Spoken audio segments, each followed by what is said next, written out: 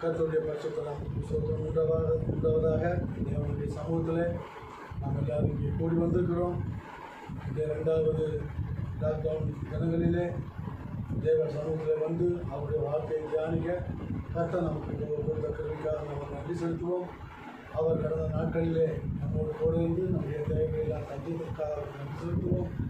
கடந்த நாட்களிலே நம்ம எல்லாரும் மனம் திரும்பி இந்த பாவங்களை அறிக்கை செய்து ஆண்டவரோடு நெருங்கி ஜீவிக்கவும் அநேக விதங்களிலே ஆண்டவரோடு நெருங்கவும் அவர் நாம் செய்த நன்மைகளை நினைத்து நன்றி செலுத்தி ஆண்டவருடைய செய்திக்காக நாம் கடந்து செல்வோம்.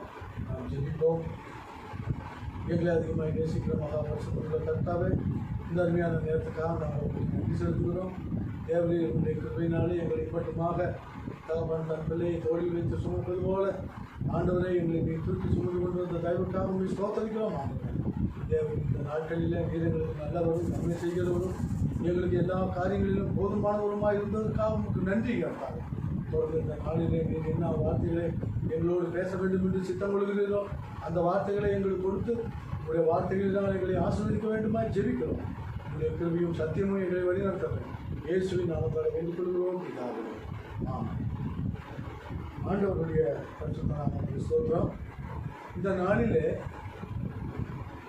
நினிவேயிலே ஏற்பட்ட அந்த 40 நாள் லாக்டவுனில் நடந்த சில காரியங்களை நாம் தெளிவாக நம்ம தியானிக்க இருக்கிறோம். போன செய்தியிலே நாம் சுருக்கமாக அந்த செய்தியை சுற்றி அந்த சரித்திரத்தை முற்றிலுமாக ஒரு ரவுண்ட் அடித்தது போல நம்ம வந்தோம். இந்த நாளிலே அந்த லாக்டவுன் நாட்களிலே ஒவ்வொருவருடைய மனநிலைமையும் எப்படி இருந்தது என்பதை நாம் தியானிக்க போகிறோம். கர்த்தர் அந்த காரியங்களை நமக்கு ஆசீர்வதித்து தருவாராக. யோனா புஸ்தகத்தை எடுத்துக்கொள்ளுங்கள். முதல் அதிகாரம் 1-2 வசனங்களை நான் படிக்கிறேன். அமித்தாயின் குமாரனாகிய யோனாவுக்கு கர்த்தருடைய வார்த்தை உண்டாகி, அவர், நீ எழுந்து மகாநகரமாகிய நினிவேவுக்கு போய் அதற்கு விரோதமாக பிரசங்கி, அவருடைய அக்கிரமம் என் சமூகத்தில் வந்து எட்டினது என்றார். ஆண்டவருடைய பரிசுத்த நாமத்துக்கு ஸ்தோத்திரம் உண்டாவதாக. ஆண்டவர் நினிவேயிலே ஒரு பெரிய லாக்டவுனை உண்டு பண்ணுவதற்கு ஒரு முக்கியமான ஒரு காரியம் என்னவென்றால், நினிவேயினுடைய அக்கிரமமும் அநியாயமும் அகங்காரமும் அகம்பாதமும் மனிதனுடைய மீறுதல்களுமே காரணமாக இருந்தது. உலகத்தையும் அதில் உள்ள எல்லாவற்றையும் உண்டு பண்ணினவர் கர்த்தர். கடைசியாக மனிதனை உண்டு பண்ணினவரும் கர்த்தர். அந்த மனிதன் நன்றாக இருக்க வேண்டும், சந்தோஷமாக இருக்க வேண்டும், சமாதானமாக இருக்க வேண்டும்.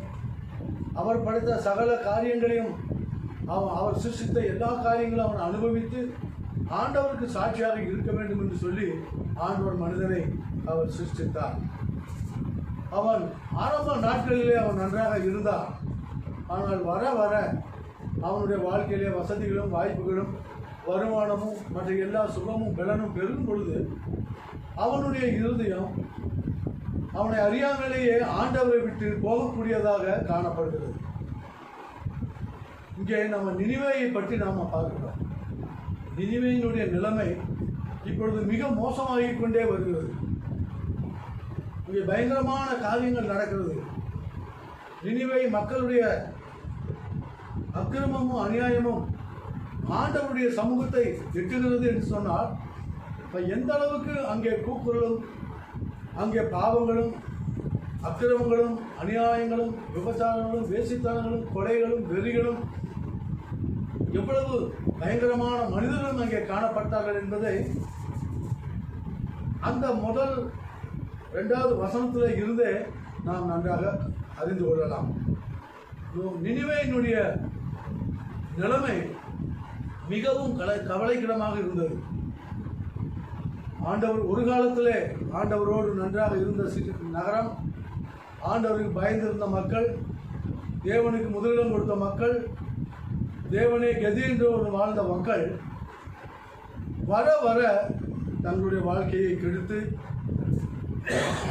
தேவனை விட்டு தூரம் போய் கடைசியில் தேவனையே மறந்து தேவனுக்கு விரோதிகளாக மாறி இப்படி அவர்கள் தேவனை கோபப்படக்கூடிய அளவுக்கு இந்த நினிவேயினுடைய ஒரு நிலைமை மகா மோசமாக இருந்தது. இப்படிப்பட்ட நிலைமையில ஆண்டவருடைய மனநிலைமை எப்படி இருக்கிறது என்பதை நாம் சற்று சிந்தித்து பார்ப்போம். நினிவேயில இருந்த அக்கிரமத்தையும் அநியாயத்தையும் பார்த்து அதை அழிக்க வேண்டும் என்று சொல்லி ஆண்டவருக்கு மனசு வந்த பொழுது முழுவதுமாக அவர் அப்படியாக அழிக்க வேண்டும் என்று அவர் நினைக்கவில்லை. அவருடைய எச்சரிப்பின் சத்தத்திலும் அவருடைய பயங்கரமான கட்டளையின் நேரத்திலும் கூட அவருடைய ஆண்டவருடைய மனதில் இருந்த ஒரு காரியம் என்னவென்றால், என் மக்களை அழிக்கக்கூடாதே, அவர்களை எப்படியாவது காப்பாற்ற வேண்டுமே, அவர்களை எப்படியாவது மறுபடியும் பழைய நிலைமைக்கு கொண்டு வர வேண்டுமே என்றுதான் ஆண்டவர் அங்கலாய்த்தார்.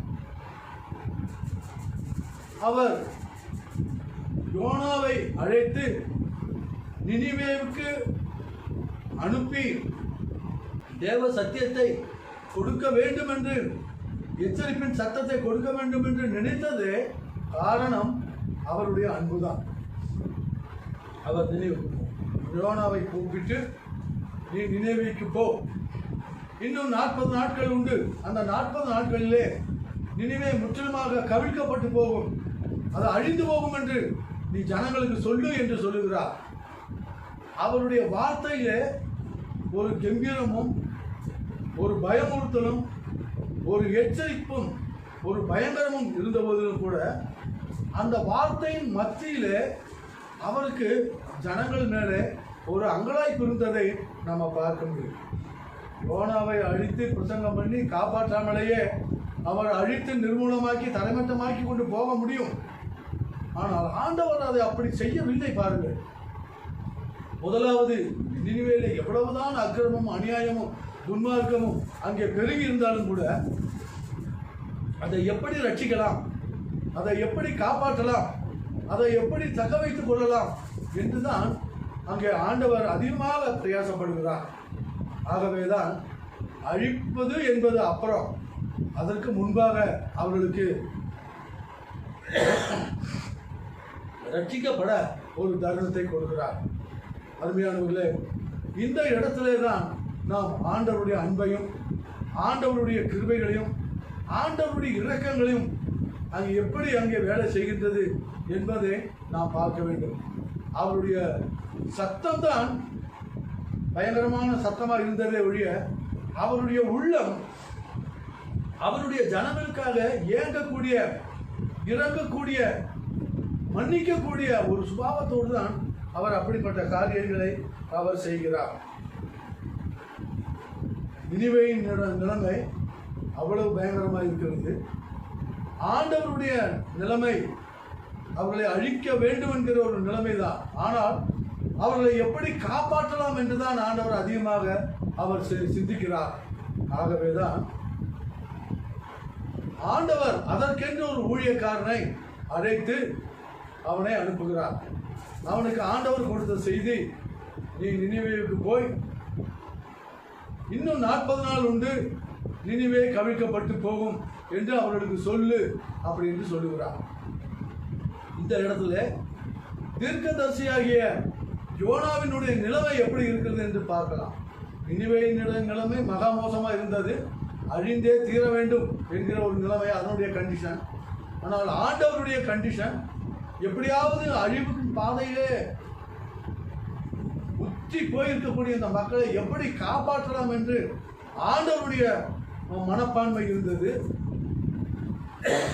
ஆனால் ஊழியக்காரனாகிய யோனாவினுடைய உள்ளம் எப்படி இருந்தது என்றால், அவர் எப்படி நினிவேக்கு போகாமல் தப்பித்து போகலாம், எப்படி சுவிசேஷத்தை சொல்லாமல் நம்ம ஓடிவிடலாம் என்று அவருடைய எண்ணங்கள் மனப்பக்குவம் இப்படியாக இருந்தது. ஏனென்றால் யோனா ஒரு புது பிரசங்கியார் அல்ல, ஒரு புது தீர்க்கதரிசியும் அல்ல. ஆண்டவர் ஆல்ரெடி அவரை பல இடங்களுக்கு அவர் அனுப்பியிருக்கக்கூடும்.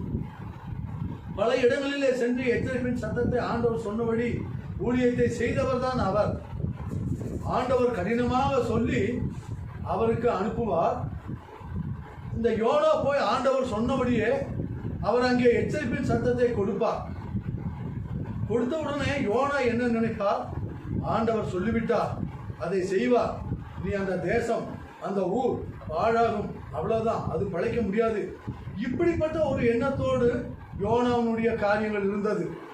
ஆனால் எங்கெங்கெல்லாம் யோனா போய் ஊழியம் செஞ்சாரோ அங்கெங்கெல்லாம் ஆண்டவர் ஒரு எச்சரிப்பை கொடுத்து, ஆனால் அந்த எச்சரிப்பை கொடுத்த பிரகாரம் அவர்களை அழிப்பதில்லை, அவர்களை காப்பாற்றுகிறார், அவர்களுக்கு இறங்குகிறார், அவர்களை மறுபடியும் தூக்கி வைக்கிறார், மறுபடியும் தன்னுடைய பிள்ளைகளாக சேர்த்துக் கொள்கிறார்.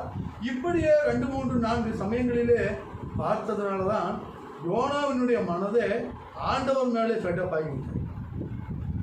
நீங்கள் இப்படி தான் சொல்லுவீங்க. அப்புறம் கடைசியில் நான் போய் வசனத்தை சொல்லிட்டு வந்துடுவேன், ஆனால் நான் சொன்னபடி அங்கே நடக்காது. ஏன்னா அதுக்கு அவர் என்ன காரணம் சொல்கிறாருன்னு பாருங்க. 4ஆம் அதிகாரம் 2ஆம் வசனத்தை படித்தால் யோனாவினுடைய மன பக்குவம் எப்படி இருந்தது என்பதை பார்க்கலாம். கர்த்தரை நோக்கி விண்ணப்பம் பண்ணி, கர்த்தாவே, நான் என் தேசத்தில் இருக்கும்போதே நான் இதை சொல்லவில்லையா? இது நிமித்தமே நான் முன்னமே தர்ஷீசுக்கு ஓடிப்போனேன். நீர் இரக்கமும் மன உருக்கமும் நீடிய சாந்தமும் மிகுந்த கிருபை உள்ளவரும் தீங்குக்கு மனஸ்தாபப்படுகிறவருமான தேவன் என்று அறிவேன் அப்படிங்கிறார். ஏற்கனவே இவர் தேவனுடைய காரியங்களையும் அவர் என்ன செய்ய போகிறார் என்பதையும் நன்றாக தன்னுடைய ஊழியத்தின் காலங்களிலே அனுபவத்தின் மூலமாக அறிந்திருக்கிறார். ஆகவே தான் எத்தனையோ இடங்களுக்கு போய் நான் சொன்னேன், நீங்கள் சொன்னபடி தான் சொன்னேன். ஆனால் கடைசியில் நான் சொன்னபடி நீங்கள் செய்யலை. அப்போ ஜனங்கள் என்ன செய்வார்கள்? இந்த தீர்க்கதரிசி சொன்னபடி நடக்கலை, அவர்கள் மாறிவிடுகிறார்கள். அவர்கள் மாறினவுடனே எங்களுடைய மனம் மாறிவிடுகிறது. அங்கே நான் சொன்ன காரியங்கள் அங்கே நடப்பதில்லை, அடையாளங்கள் அழிவுகள் நடப்பதில்லை. அப்புறம் அங்கே என்னுடைய ஊழியத்தில் என்ன ஒரு மரியாதை? ஆகவே தான் நான் முதல்லே உங்களுக்கு நான் சொன்னேன். அதனால தான் நான் வந்து நினிவேக்கு போகாமல் தர்ஷீசுக்கு ஓடி போகிறதுக்கு இதுதான் காரணம் அப்படின்னு யோனாவே தன்னுடைய பழைய அனுபவத்தை கொஞ்சம் நினைத்து அவர் பேசுகிறார். நினிவேயினுடைய நிலைமை மகா பயங்கரமான அழிவுக்கு சமீபமாக இருந்தது. அதனுடைய எல்லா காரியங்களும் ஆண்டவருடைய மனப்பக்குவம், எப்படியாவது என் பிள்ளைகளை காப்பாற்ற வேண்டுமே என்பது அவருடைய ஆதங்கம். யோனாவினுடைய நிலைமை என்னவென்றால், இவர் இப்படித்தான் இன்னைக்கு சொல்லுவார். அப்புறம் அவங்க மனம் திரும்பிட்டாங்கன்னா தான் சொன்ன தீங்கை விட்டு இவர் மனம் திரும்பிடுவார். அங்கே ஜனங்கள் எல்லாம் இதாகிடுவாங்க. நான் போய் சொன்ன பிரசங்கம் அங்கே நிறைவேறாது. இதுதான் யோனாவினுடைய ஒரு சுயமான ஒரு எண்ணங்களும் தன்னை பெரியவனாக காட்டிக் கொள்வதற்கு வாய்ப்பில்லை என்கிற ஒரு காரியம் அவரிடத்திலே காணப்பட்டது. அருமையானவர்களே, தேவன் உண்மையாகவே இரக்கமும் உருக்கமும் நீடிய சாந்தமும் மிகுந்த கிருபையும் உள்ளவராய் இருக்கிறார். தீங்குக்கு மனஸ்தாபப்படுகிற கர்த்தராக அவர் காணப்படுகிறார். அவர் உண்மையாய் மனுவுத்தலை மனதார அவர் தண்டிக்கிறதில்லை. அவர் காயப்படுத்துகிறார் முதல்ல, ஆனால் அப்புறம் அவர் காயத்தை கட்டுகிறார். அவர் கொல்லுகிறவரும் உயிர்ப்பிக்கிறவருமாய் இருக்கிறார். முதல்ல அவர் கொல்லுகிற மாதிரி சொல்லுகிறார். பின்பு ஜனங்கள் குணப்படும் பொழுது அவர்களை உயிர்ப்பித்து மறுபடியும் அவர்களை ஊக்கப்படுத்தி அவர்களை ஆசீர்வாதமான நிலைமைக்கு அவர்களை கொண்டு வருகிறார். ஏனென்றால் கர்த்தர் தான், மனுஷன் தான் என்பதை இங்கே கர்த்தர் மூலமாகவும் யோனாவினுடைய கேரக்டர் மூலமாகவும் நாம் அறிந்து கொள்கிறோம். பிரியமானவர்களே, யோனா இந்த நினிவேயினுடைய பட்டணத்தை உடைய நிலைமை நாம் இப்போ பார்ப்போம். அதனுடைய முதலுடைய நிலைமை அழிவுக்கு ஏற்றதாக இருந்தது. அழிக்க வேண்டும், அதை அழித்து விட்டால் தப்பில்லை. ஆனால் ஆண்டவர் அதை எப்படியாவது காப்பாற்ற வேண்டும் என்றுதான் அவர் ஆசைப்பட்டார். அதற்காகத்தான் 2ஆம் தரமும் மீனின் வயிற்றில் இருந்து யோனாவை காப்பாற்றி மறுபடியும் நினிவேவுக்கு போக சொல்றார். முதல் ஒரு தரம் போக சொல்லி அங்கே போகலை. கடைசியில் கப்பலில் தூக்கி போட்டு அங்கே ஒரு பெரிய ஒரு கஷ்டத்தை உண்டு பண்ணி அவரை தூக்கி கடலில் போட்டு அங்கே ஆண்டவர் மீனுக்கு கட்டளையிட்டு அங்கே 3 நாள் அவர் சித்திரவதை அனுபவித்து மறுபடியும் தன்னை ஒப்பு கொடுத்து மனம் மாறி வெளியே வந்தார். மீனின் வயிற்றிலிருந்து வெளியே வந்த உடனே அவர் தானாக போய் நினிவேவுக்கு பிரசங்கம் பண்ண போகவில்லை. மறுபடியும் போகணும்னு சொன்னால் ஆண்டவர் சொல்லட்டும். அப்படியாக அவர் என்ன செய்கிறார்? ஆண்டவர் சொல்லட்டும். ஆல்ரெடி அவர் சொல்லிவிட்டார். இவர் மீண்டும் போயிட்டு வந்தவுடனே தன்னை ரெடி பண்ணி கொண்டு அவர் போக வேண்டியது தானே. ஆனால் ஆண்டவர் சொல்லட்டும், இல்லாட்ட அப்படியே விட்டுலாம். அவருடைய எண்ணமெல்லாம் நினிவே அழிய வேண்டும். நான் எங்கே போய் எங்கே சொன்னாலும் நான் சொல்கிறத ஆண்டவர் அங்கே செய்ய போகிறதில்ல. 40 நாள் உண்டு, நினிவே அழிக்கப்பட்டு போயிடும் போய் சொல்லுன்னு சொல்லுவார். அப்புறம் அழிக்க மாட்டார். அப்புறம் அதையே நான் போய் சொல்லணும் அப்படிங்கிறது இவருடைய மனப்பக்குவம். ஆனால் இந்த காரியங்களின் மத்தியிலே நினிவேயினுடைய காரியங்களை நாம் பார்க்கும் பொழுது மிகவும் ஆச்சரியமாகவும் அற்புதமாகவும் இருந்தது. யோனா நினைத்தது போல, மற்ற இடங்களிலே நடந்தது போல இந்த இடத்துல நடக்க போகிறது என்று தான் அவர் நினைத்தார். ஆண்டவர் சொல்லுவார், செய்ய மாட்டார்.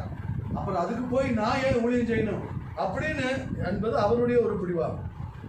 ஆனால் இவர் நினைத்தபடி இந்த நினிவே மக்கள் இல்லை.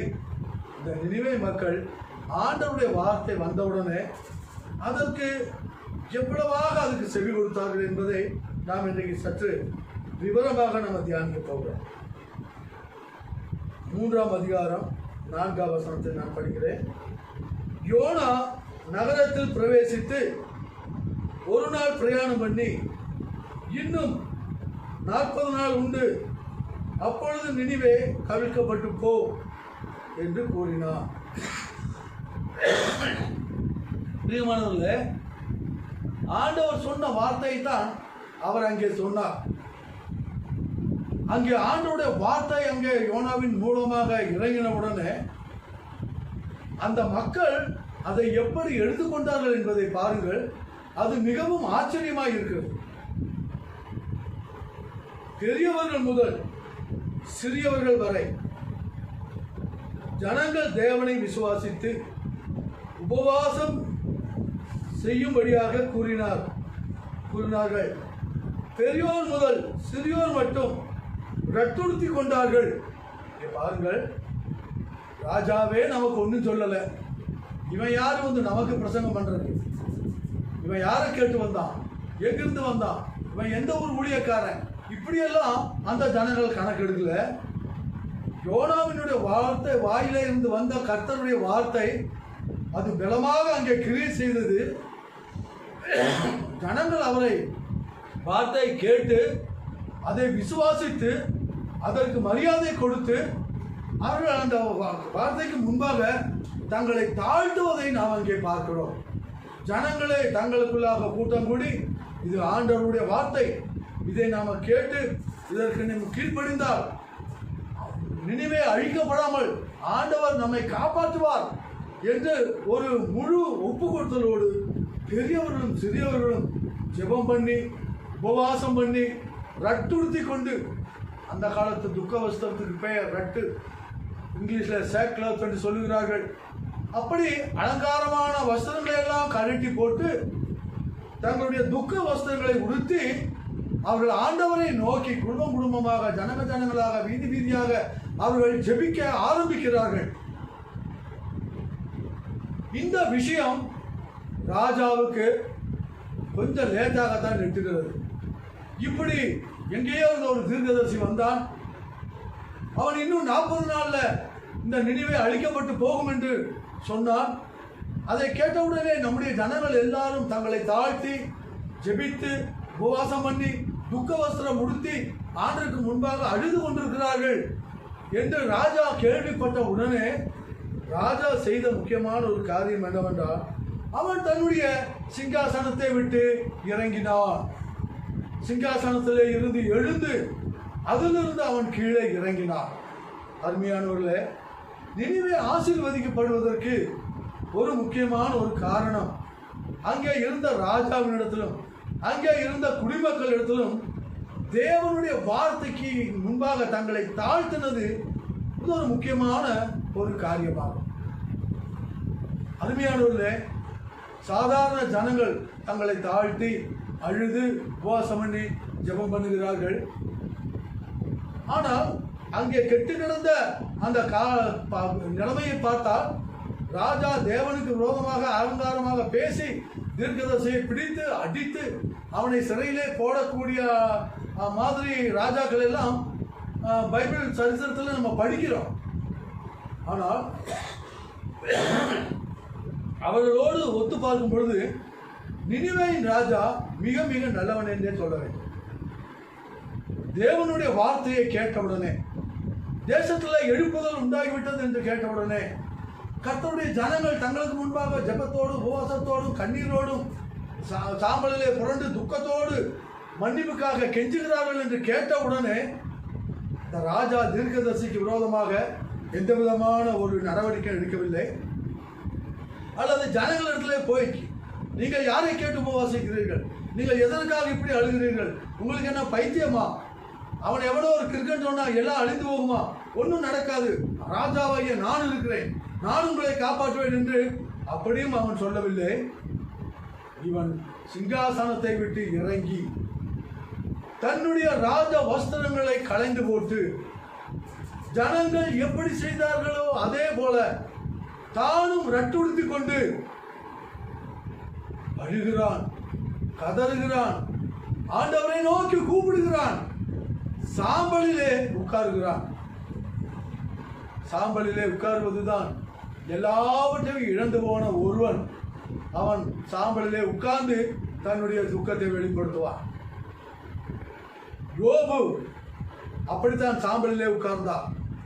யோபினுடைய நண்பர்கள் 3 பேரும் யோபுக்கு வந்த நிலைமையை பார்த்து துக்கம் தாங்காதபடி அவர்களும் தங்களுடைய நல்ல வஸ்திரங்களை களைந்து போட்டு சாக்கு வஸ்திரங்களை உடுத்தி யோபுக்கு ஆறுதல் சொல்ல அவருக்கு ஆதரவாக அவர்களும் அங்கே சாம்பலிலே உட்கார்ந்தார்கள்.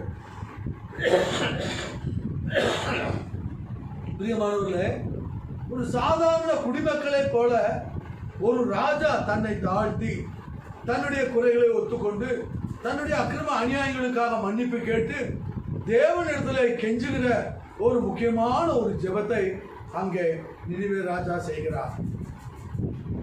இந்த எல்லா காரியங்களையும் ஆண்டவர் பார்த்து கொண்டே இருக்கிறார். இந்த தீர்க்கதரிசனம் சொன்னவர் தீர்க்கதரிசனம் ஊழியம் முடிந்த உடனே அவர் அங்கே போய் ஒரு ஊருக்கு வெளியே ஒரு இடத்துல உட்கார்ந்து கொண்டிருக்கிறார். அவருடைய நிலைமை, என்னுடைய ஊழியம் முடிந்து விட்டது, நீ பிரயாணம் பண்ணி போய் இன்னும் 40 நாள்ல நினிவே கவிழ்க்கப்பட்டு போகும் என்று சொல்லு, அதுதான் அவருடைய ஊழியம். அதை சொல்லி முடித்தாயிற்று. இனி 40 நாள் ஊருக்கு வெளியே இருப்போம், ஊர் அழிந்த பின்னால நம்ம ஊருக்கு போகலாம் அப்படி என்று சொல்லி அவர் என்ன செய்தார், ஊருக்கு வெளியிலே ஒரு இடத்துல உட்கார்ந்து எப்போ இப்போ இன்னும் 29 நாள் ஆச்சு, 30 நாள் ஆச்சு, இன்னும் 39 நாள் முடிஞ்சா சரி, அடுத்த நாளில் நினிவே சாம்பலாக போகுது, அதை பார்த்துட்டு தான் நான் என் ஊருக்கு போவேன் அப்படிங்கிறது. இது யோனாவினுடைய ஒரு எதிர்பார்ப்பு, ஒரு ஆசையும் கூட. ஜனங்கள் எல்லாரும் உபவாசம் பண்ணி ரட்டுடுத்தி துக்கத்தோடு துயரத்தோடு அவர்கள் கண்ணீரோடு ஜெபித்துக் கொண்டிருக்கிறார்கள். இது ஒரு காட்சி. இப்படி அவர்கள் தாழ்த்தி தங்களை மனம் திரும்பி தங்களை ஒப்படைத்து தங்களுடைய வழிகளையும் துன்மார்க்கத்தையும் விட்டு திரும்பி தேவனுக்கு முன்பாக கதறி கண்ணீரோடு இருக்கிறது. இது இன்னொரு குரு. நான் சொன்னபடி நடக்க வேண்டும் என்று தன்னையும் தன்னுடைய பிரசங்கத்தையும் பெரிதாக நினைத்து சொன்னபடி 40 நாட்களில் நினிவே அழிய வேண்டும் என்று, மக்களுடைய அழிவை பார்க்க வேண்டும் என்று ஆசையோடு காத்திருக்கிறது இங்க ஒரு ஊழியக்காரர். அருமையானவர்களே, இந்த லாக்டவுன் நாட்களிலே அநேக விதமான மனிதர்களை பார்க்கிறோம். இந்த லாக்டவுன் நாட்களிலே, இந்த முழு அடைப்பு தினங்களிலே அநேக செய்திகள், அநேக வீடியோக்கள், அநேக வாட்ஸ்அப் நியூஸ்கள், அநேக நியூஸ் பேப்பர் நியூஸ்கள், அநேக ஃபோன் கால்கள். ஒவ்வொருவர் வாழைப்பழத்தை சாப்பிடுங்கள் சரியாகும் என்று சொல்லுகிறார். ஒருவர் வெள்ளை பொருண்டை கொதிக்க வைத்து இருந்து குடியுங்கள், இந்த கொரோனா சரியாகும் என்று சொல்லுகிறார். இன்னும் சிலர் காலையில் எழுந்தவுடனே சூடா காரமா ஏதாவது குடிச்சா அந்த தொண்டையில் இருக்கிற கிருமிகள் எல்லாம் போய்விடும், கொரோனாவை நம்மை தொடாது என்று இன்னொருவர் சொல்லுகிறார். இந்த நம்முடைய லாக்டவுன் நாட்களிலே டாக்டர் இல்லாதவர்கள் எல்லாம் டாக்டர் ஆகிவிட்டார்கள். அறிவே இல்லாதவர்களுக்கெல்லாம் பேசி புது புது அறிவுகள் வருகின்றது. பிரசங்கிமார்கள் எல்லாம் அதை நாங்கள் தான் சொன்னோம், அப்பவே சொல்லிவிட்டோம், இப்படி வரும் என்று இப்படி வரும் என்று அப்படி என்று பெருமையாக பேசிக் கொள்கிற ஊழியக்காரர்களும் இருக்கிறார்கள். அப்படியாக பேசிக்கொண்டவர்கள் உடனே வந்து இப்படி ஒரு 2 வருஷத்துல கொரோனா வருது, இதுக்கு மருந்து கண்டுபிடிச்சுங்க, இது இப்படிப்பட்ட வியாதி, இது இப்படிப்பட்ட ஒரு கருமம், இது தீரணும்னா நம்ம இந்தியாவில் மருந்தை கண்டுபிடிங்க அப்படி என்று அரசாங்க இடத்துல போய் சொன்னவன் எந்த ஊழியக்காரனும் கிடையாது. இவர்கள் சொன்னதுக்கு முன்பாகவே ஆண்டவர் சொல்லி வைத்து விட்டார். அவரை மறைத்து விட்டு நாங்கள் சொன்னோம், எங்களுக்கு வெளிப்படுத்தினார், நாங்கள் சொன்னபடி இப்போ வந்து விட்டது. இது ஒரு சந்தோஷமாயா உங்களுக்கு? அருமையானவர்களே, இப்படி இந்த கொரோனாவின் நாட்களில் தற்பெருமை பாராட்டி கொண்டு தங்களை பெரிதாக்கி கொண்டு தங்களுடைய தீர்க்க தரிசனங்களை தூக்கி தலையில வைத்துக் கொண்டு மற்ற காரியங்களிலே நழுவி போகிற ஊழியக்காரர்களையும் பார்க்கிறோம். உண்மையாகவே நடு தெருக்களிலும் வீடுகளிலும் குடும்பமாக உபவாசித்து கண்ணீரோடு ஜெபித்து தனக்காகவும் தன்னுடைய குடும்பங்களுக்காகவும் தன்னுடைய மக்களுக்காகவும் தன்னுடைய நாட்டுக்காகவும் உண்மையாக ஜெபிக்கிற உத்தம விசுவாசிகளையும் நம்ம பார்க்கிறோம். அருமையானவர்களே, இந்த நாட்களிலே நம்முடைய நிலைமை யோனாவை போல இருக்குதா, அல்லது நம்முடைய நிலைமை நினிவேயை போல நம்மை தாழ்த்தி நம்முடைய குறைகளை அறிக்கையிட்டு நம்முடைய பொல்லாத வழிகளை தேவனுக்கு ஒப்பு கொடுத்து அதிலிருந்து வெற்றி பெற்று வாழ வேண்டும் என்று தீர்மானம் எடுக்கிறதா இருக்கிறோமா? பாருங்கள், இவைகள் எல்லாம் நடந்து கொண்டே இருக்கிறது.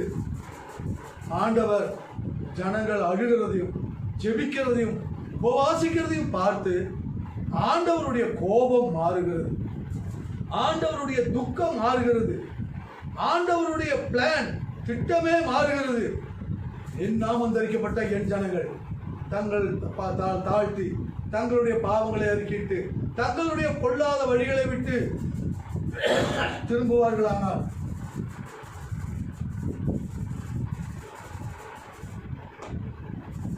நானும் அவர்களுடைய ஜெபத்தை கேட்டு அவருடைய தாழ்மையை கண்ணோக்கி அவர்கள் மேல் வருவிப்பேன் என்று சொல்லப்பட்ட அந்த தீங்கை அவர்களிடத்தில் வராதபடிக்கு நான் தடுத்து நிறுத்துவேன் என்று ஆண்டவர் சொல்லியிருக்கிறார்.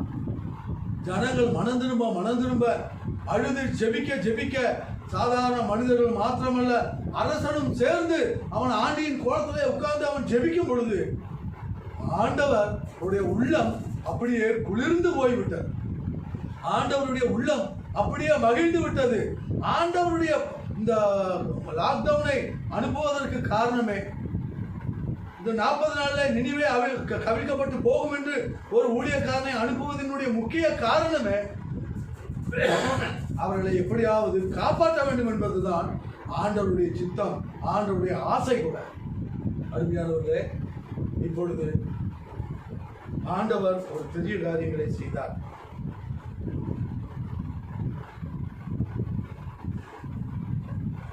யோனா 3ஆம் அதிகாரம் 8ஆம் வசனத்தை நம்ம படிக்கிறோம்.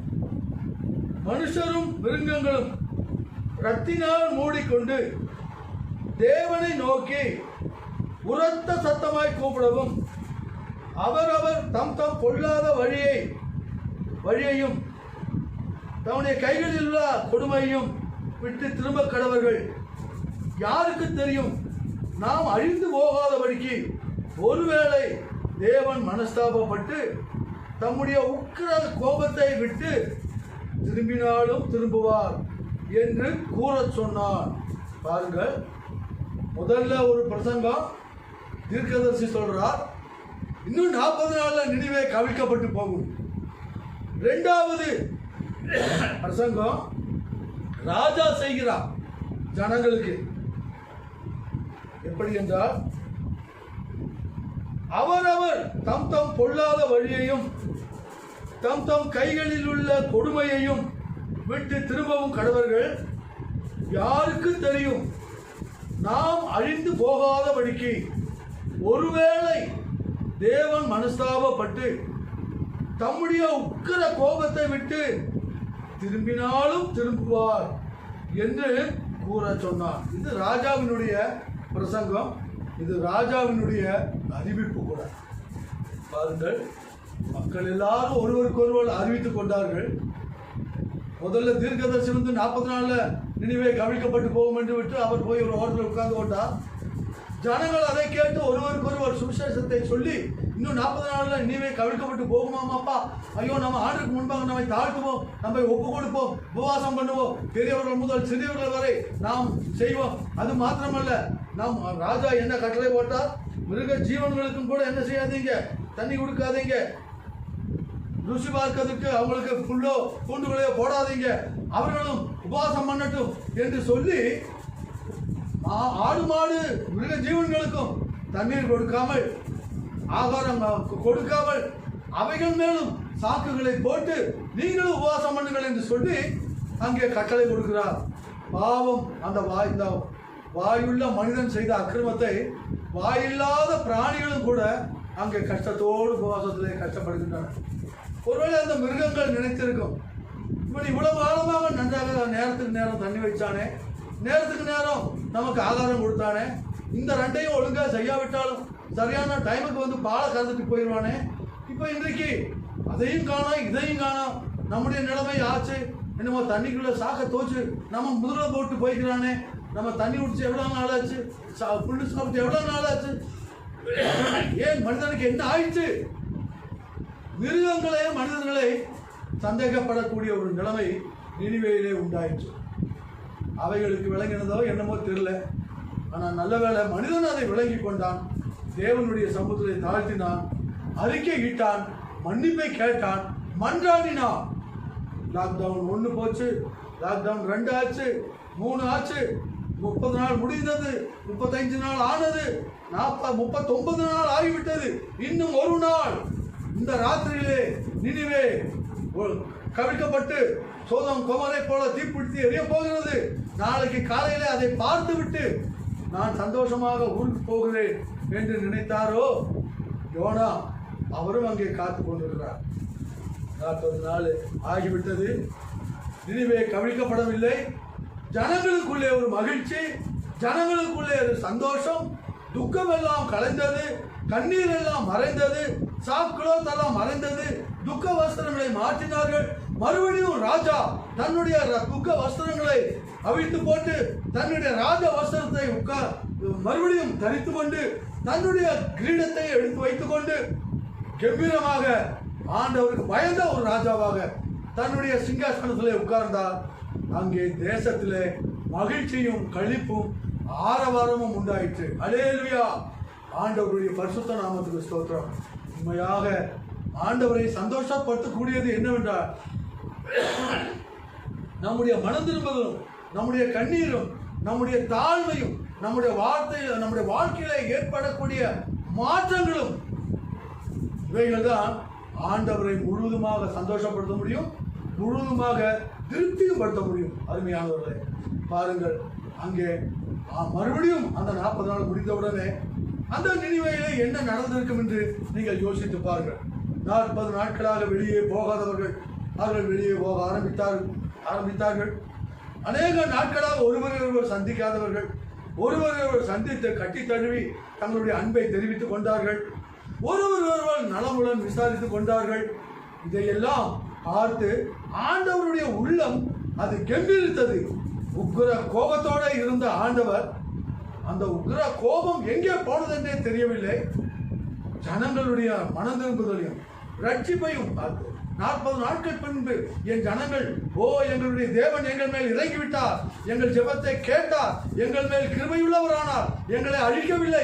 இன்னைக்கு 41 நாள், 42 நாள், 43 நாள் இப்படி ஆகிக்கொண்டிருக்கிறது. தேவன் இனி அழிக்க மாட்டார், எங்களுடைய விண்ணப்பத்தை கேட்டார், மெய்யாகவே அவர் எனக்கு எங்கள் ஜெபத்துக்கு செவி கொடுத்தார் என்று அவர்கள் எல்லாரும் பண்டிகை போல கொண்டாடி சந்தோஷமும் சமாதானமாக இருந்தார்கள். இதை பார்த்து ஆண்டவருக்கு பெரிய ஒரு ஆண்டவரே பெருமூச்சு விட்டு, அப்பாடா, நான் எதிர்பார்த்தது இதுதான். என் ஜனங்கள் தங்களை தாழ்த்தி விட்டார்கள், தங்களை ஒப்பு கொடுத்து விட்டார்கள், தங்களுடைய வாழ்க்கையை மாற்றி கொண்டார்கள், தங்களுடைய பாவங்களுக்கு ஒரு சமாதி கட்டி விட்டார்கள். இனி அவர்கள் புதிதாய் வாழப் போகிறார்கள். இனி புதிதாய் வாழ நான் அவர்களுக்கு என்ன செய்ய வேண்டும் என்று சொல்லி ஆண்டவர் புதிய திட்டங்களையும் புதிய காரியங்களையும் செய்து புதுவிதமாக ஆசீர்வதித்து புதிய நன்மைகளினாலும் புதிய கிருபையினாலும் நினைத்தார். ஒருவேளை அடுத்த ஒரு வருஷத்துக்குள்ள அந்த நினைவை எப்படி இருக்கும் என்று சொல்லி நாம் கற்பனை பண்ணி பார்ப்போம். பிரியமானவர்களே, இதே பிரகாரமாகத்தான் உண்மையாய் அவரை தேடும் யாவருக்கும் இயேசு அற்புதர். நாம் இந்த லாக்டவுன் நாட்களிலே நாம் உண்மையாக ஆண்டவரை தேடுகிறோமா? எனக்கு தெரிந்த அளவிலே நான் அப்சர்வ் பண்ணதில்ல. முதல் லாக்டவுன் இருந்தபோது ரொம்ப பயத்தோடு, ரொம்ப பக்தியோடு, ரொம்ப ஒழுங்காக நம்ம வீடுகளிலே இருந்து நன்றாக ஜெபித்து ரொம்ப சீராக சிறப்பாக அதை சரிபட்டி தாண்டி வந்து விட்டோம். அந்த 2வது லாக்டவுன் நாட்களில் பார்க்கும் பொழுது நம்முடைய நிலைமை பொதுவாக பழைய குருடி கதவை திரடி என்பது போலதான். அநேக ஜனங்கள் தாராளமாக போகிறார்கள், தாராளமாக வருகிறார்கள். கூட்டமாக நிற்காது என்று சொன்னால் அங்கே நிற்கிறார்கள். மாஸ்க் போட வேண்டும் என்று சொன்னால் அதையும் போடுவதில்லை. இப்படியாக எல்லாம் வர வர ஒரு கவலையினம், வர வர ஒரு பயமில்லாத தன்மை, வர வர ஒரு கேர்லெஸ்னஸ் இப்படியாக ஆகிக்கொண்டு வருகிறதை பார்ப்போம். அங்கே நினிவேயின் ராஜா என்ன சொன்னார்? ஒருவேளை தேவன் நமக்கு இறங்கினாலும் இறங்குவார் அப்படின்னு சொன்னார். நம்முடைய லாக்டவுனை பார்த்து ஆண்டவர் முழுவதுமாக இறங்குவார் என்று நாம் நம்பி பழையபடி நம்முடைய ஒழுக்கமற்ற ஒரு வாழ்க்கையிலே போவோம் என்று சொன்னார். இதை சரியான அளவிலே கடைபிடிக்காவிட்டால், ஒருவேளை என்று சொன்னால் அது சந்தேகமான ஒரு வார்த்தை தான். செஞ்சாலும் செய்யலாம், செய்யாவிட்டாலும் இல்லை. ஒரு விதத்தில் ஒரு உதவி கேட்கும் பொழுது அவர் ஓகே என்று சொல்லிவிட்டால் அவரை கொஞ்சம் நம்பலாம். அவர் பார்க்கலாம் என்று சொன்னால் அவரை நம்ப முடியாது. அந்த உதவி கேரண்டி அல்லன்னு அர்த்தம். அதே போல ராஜா சொல்லுகிறார், ஒருவேளை ஆண்டவர் நமக்கு கிருபை செய்வாரா பார்ப்போம் என்று சொல்லி அந்த ராஜா, ஏனென்றால் அவருடைய அக்கிரமம் அநியாயங்களும் அவ்வளவு பெரிதாக இருந்தது. ஆனால் அந்த தாழ்மையை, அந்த ஒப்பு கொடுத்தலையும், அந்த முழுவதுமாக தங்களை சரண்டர் பண்ணியதும், இந்த காரியங்கள் மனிதனுடைய தாழ்மையான நடவடிக்கை ஆண்டவருடைய கோபத்தையும் ஆண்டவருடைய காரியங்களையும் மாற்றி அது அவர்களுக்கு சாதகமாய் மாறுபடியாக கிருபை செய்தார். ஆண்டவர் மறுபடியும் இரக்கமும் அன்பும் இரக்கமும் கிருபையும் நீடிய சாந்தமும் பொறுமையும் உள்ளவராய் மாறி நினிவே மக்களை ஆசீர்வதித்தார் என்று சொன்னால், அவர்கள் அந்த 40 நாட்களை பெர்ஃபெக்டாக அப்சர்வ் பண்ணி அதற்கு கீழ்ப்படிந்து அப்படியே அடங்கி இருந்தார்கள், ஆசீர்வாதத்தை பெற்றார்கள். நாமும் கூட கவலையினமாக இராதபடி இது என்ன செய்யும் என்று சொல்லி ரொம்ப ஒரு விளையாட்டுத்தனமாக அதை எடுத்துக்கொள்ளாதபடி ஜெபத்தோடு பக்தியோடு நடந்து கொள்வோம். மேக்சிமம் கூட்டமான இடங்களுக்கு நம்ம போகாமல் இருப்போம். இன்னும் நம்முடைய அரசாங்கம் நமக்கு நல்ல உத்தரவை கொடுத்து ஒரு ஃப்ரீடம் கொடுக்கும் வரை நம்மை நாமே அடக்கி கொண்டு சற்று கண்ட்ரோலாக இருப்போம். இந்த நாட்களிலே அநேகர் ஜெபித்து உபவாசித்து கர்த்தரை நோக்கி பார்த்து கொண்டு இருக்கிறோம். புற ஜாதிகளும் புற மதஸ்தர்களும் கூட கர்த்தரை தெய்வம் என்று நம்பி அவரை நோக்கி கூப்பிட்டு கொண்டிருக்கிறார்கள். ஆனால் இவைகளின் மத்தியிலும் சில மக்கள் அவர்கள் தங்கள் குடிப்பதை விடவில்லை, கூத்தாட்டத்தை விடவில்லை, மற்ற கெட்ட காரியங்களை விடவில்லை. முன்பு வெளியே போய் செய்தார்கள், இப்பொழுது வீட்டுக்குள்ளேயே எல்லா தவறுகளையும் செய்து கொண்டிருக்கிறார்கள். இப்படிப்பட்ட மக்களுக்கு நான் சொல்லுகிறது என்னவென்றால், கொரோனா ஒருவேளை உங்களை வீட்டுக்குள்ளே வராமல் இருக்கலாம். ஆனால் அதற்கு பதிலாக ஆண்டவர் நினைத்தார்கள், எதையும் உங்களுடைய வீட்டுக்குள்ளே அனுப்பி உங்களுடைய கதையை முடிக்க முடியும். ஆகவே இது எங்களுக்கு என்ன செய்யும், இது எங்களை என்ன அழிக்கும், அமெரிக்காவில் செத்தான், பிரான்ஸில் செத்தான், இத்தாலியில் செத்தான், இது என்ன ஒன்றும் பண்ண முடியாது அப்படி என்று ஒரு அகங்காரத்தோடு நீங்கள் நினைத்து கொண்டு கவலையீனமாக கர்த்தருக்கு பயப்படாமல் கர்த்தருக்கு ஒப்பு கொடுக்காமல் வாழ்வீர்கள் என்று சொன்னார். கொரோனா என்று இல்லாத இன்னொரு ஏதாவது ஒரு நாவை ஆண்டவர் அனுப்பினார் என்றால் உங்களுடைய கதையை ஆண்டவர் முடித்து விடுவார். அவரால் செய்ய முடியாத காரியம் ஒன்றும் இல்லை. ஆகவா அருமையானவர்களே, கர்த்தருக்கு முன்பாக நாம் நம்மை தாழ்த்துவோம், தேவனை நாம் உயர்த்துவோம், குறைகளையும் குற்றங்களையும் ஒப்புக்கொள்வோம், வாழ்க்கையிலே கடந்த காலங்களிலே நடந்த தவறுகளை திருத்திக் கொள்வோம், ஒரு பெரிய நல்ல தீர்மானத்தை எடுத்துக்கொள்வோம். இனி இந்த கொரோனா முடிந்தவுடனே இதுவரை வாழாத ஒரு வாழ்க்கையை நான் வாழ்வேன், பரிசுத்தமாக இருப்பேன், உம்மை விசுவாசிப்பேன், உம்மை மகிமைப்படுத்துவேன், உமக்கு சாட்சியாக இருப்பேன், எல்லா சூழ்நிலையிலும் உமக்கு ஏற்றபடி ஒரு வாழ்ந்து கொள்வேன் என்று சொல்லி நம்மை ஒப்புக் கொடுப்போம். நினிவேக்கு இறங்கின ஆண்டவர் நமக்கு இறங்குவாராக. நினிவேயின் குடும்பங்களை வாழ வைத்த ஆண்டவர் நம்முடைய குடும்பங்களை வாழ வைப்பாராக. நினிவேயிலே மனிதர்களுக்கும் மிருகங்களுக்கும் ஆசீர்வாதங்களை அள்ளி கொடுத்த ஆண்டவர் நமக்கும் நம்முடைய குடும்பத்துக்கும் நம்முடைய சமுதாயத்துக்கும் ஆசீர்வாதங்களை வாரி வழங்குவாராக. ஆகவே கர்த்தருடைய பிள்ளைகளே, ஆண்டவருடைய உக்கிர கோபம் இன்னும் முடிந்து விட்டது என்று நினைக்காதீர்கள்.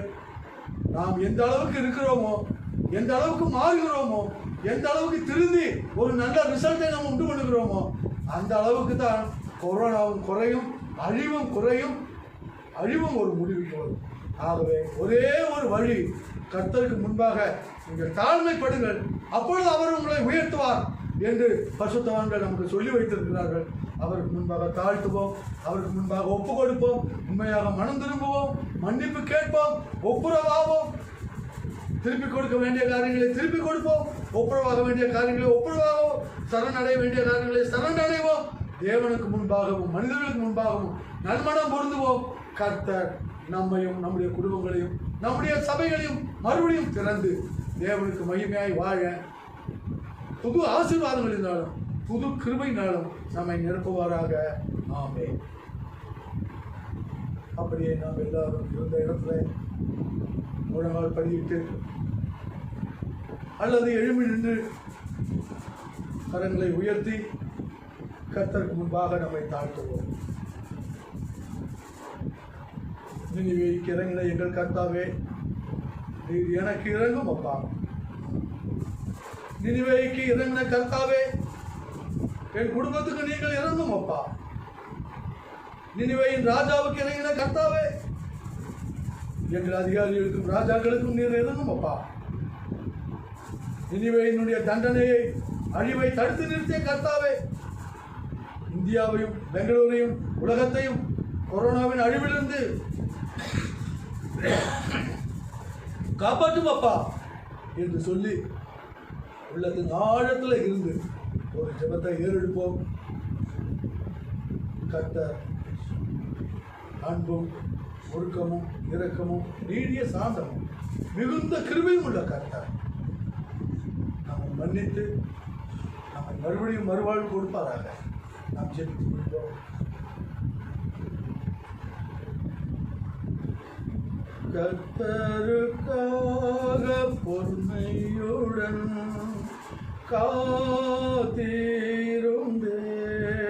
காத்திருந்தேன், அவர் என்னிடமாய் சாய்ந்து என் கூப்பிடுதலை கேட்டார். அவர் என்னிடமாய் சாய்ந்து என் கூப்பிடுதலை கேட்டார். பயங்கரமான குழியிலும் உளையான சேற்றி நின்றோ, பாவரோகத்தினின்றோ தூக்கி எடுத்தார். என் கால்களை உறுதி படுத்தினார், என்னை கண்மலையில் நிறுத்தினார். என் கால்களை உறுதி படுத்தினார், என்னை கண்மலையில் நிறுத்தினார். கர்த்தருக்காக பொறுமையுடன் காத்திருந்தேன், அவர் என்னிடமாய் சாய்ந்து என் கூப்பிடுதலை கேட்டார். அவர் என்னிடமாய் சாய்ந்து என் கூப்பிடுதலை கேட்டார். கர்த்தருக்காக நான் பொறுமையுடன் காத்திருந்தேன், அவர் என்னிடமாய் சாய்ந்து என் கூப்பிடுதலை கேட்டார் என்று சங்கீதக்காரன் சந்தோஷமாய் சொல்லுவது போல நாம் சொல்லத்தக்கதாக நம்முடைய ஜெபத்தையும் நம்முடைய உபவாசங்களையும் நம்முடைய தாழ்மைகளையும் பார்த்து கொண்டிருக்கிற எங்கள் கர்த்தாவே, உம்மிடத்திலே எங்களை முழுவதுமாக தாழ்த்தி ஒப்படைக்கிறோம். இன்னும் எங்களை நொறுக்கும், இன்னும் எங்களை உருக்கும், இன்னும் நாங்கள் செய்ய வேண்டிய காரியங்கள் ஏதாவது இருந்தால் அதையும் செய்து முடிக்க எங்களுக்கு நல்ல கிருபைகளை தாருமானவர். தயவு செய்து எங்களுக்காகவும், எங்கள் குடும்பங்களுக்காகவும், எங்கள் ஊருக்காகவும், எங்கள் தேசத்துக்காகவும், அகில உலகத்துக்காகவும் நாங்கள் ஜெபிக்கிறோம்.